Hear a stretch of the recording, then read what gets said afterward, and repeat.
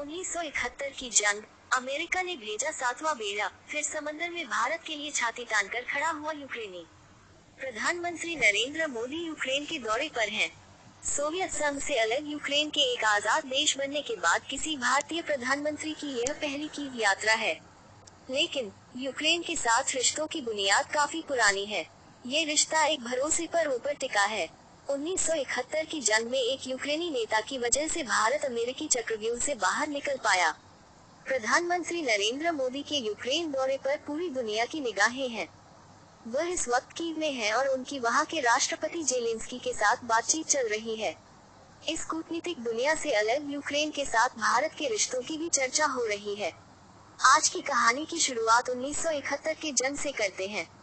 पाकिस्तान के साथ भारत की एक जंग की बदौलत बांग्लादेश का जन्म हुआ था। उस वक्त पूर्वी पाकिस्तान यानी बांग्लादेश में स्थिति बुरी तरह खराब थी। वहां से करोड़ों की संख्या में शरणार्थी भारत में घुस आए थे। पूर्वी पाकिस्तान में पाकिस्तानी सेना लोगों का कत्लेआम कर रही थी। ब्रिटेन, चीन जैसी वैश्विक ताकतों ने इस समस्या से मुंह मोड़ लिया था। इधर भारत बुरी तरह चक्रव्यूह में फंसता जा रहा था।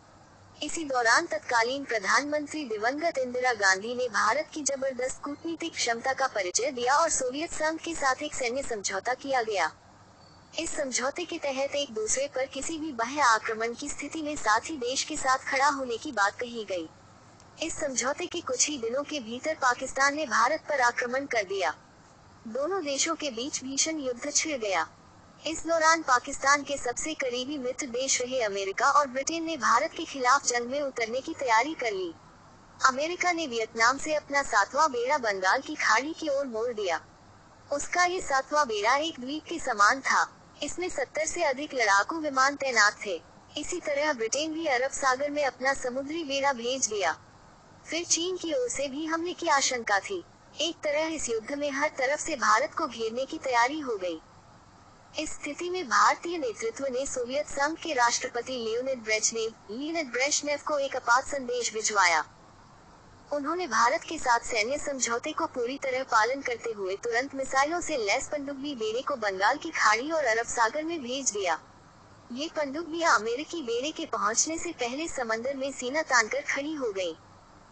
फिर अमेरिकी बेड़े के कैप्टन को समंदर की यह चुनौती दिख गई और उसने वाशिंगटन को संदेश भिजवाया और फिर अमेरिकी बेड़े को उल्टे पांव लौटना पड़ा। अब आप सोच रहे होंगे कि इस पूरी कहानी में यूक्रेन कहाँ है? आप बिल्कुल सही समझ रहे हैं। उस वक्त यूक्रेन नाम के किसी देश का कोई वजूद नहीं था। वह सोवियत रूस का हिस्सा था। लेकिन इस पूरी कहानी के एक सबसे बड़े किरदार सोवियत संघ के राष्ट्रपति लियोनिड ब्रेजनेव थे। यही वह यूक्रेनी व्यक्ति है जिनकी वजह से भारत वैश्विक चक्रव्यूह को तोड़ पाया। लियोनिड ब्रेजनेव का जन्म मौजूदा यूक्रेन के कमिंस्की में हुआ था। वह रूस के अक्टूबर क्रांति से काफी प्रभावित थे और 1923 में ही कम्युनिस्ट पार्टी ज्वाइन कर लिया था। वह 1964 से 1982 तक करीब 18 साल सोवियत संघ के राष्ट्रपति रहे।